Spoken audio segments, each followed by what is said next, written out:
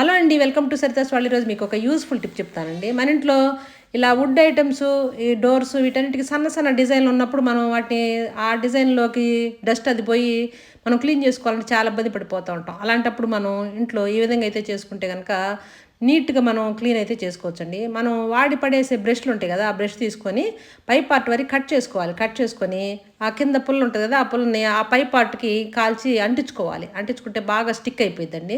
తర్వాత దాన్ని తీసుకొచ్చి ఈ విధంగా సన్న సన్న డిజైన్లు ఉన్న దానిలో కానీ, హోల్స్ ఉన్న దానిలో కానీ ఈ విధంగా మనం క్లీన్ చేసుకున్నామంటే నీట్గా డస్ట్ అంతా వచ్చేసిద్ది. ఇంకా మామూలు క్లాత్తో అయితే రాదు, ఇలా బ్రష్ తోటి అయితే నీట్గా సన్న డిజైన్లో కూడా వెళ్ళి నీట్గా క్లీన్ అయిపోయిందండి. సూపర్గా అయితే ఉంటుంది. మామూలుగా మనకి డోర్లకు కానీ వీటన్నిటికి కూడా సన్న డిజైన్లు ఉంటాయి. ఆ డిజైన్లో కూడా ఈ బ్రష్ అనేది వెళ్ళి శుభ్రంగా క్లీన్ అయితే చేసిద్ది.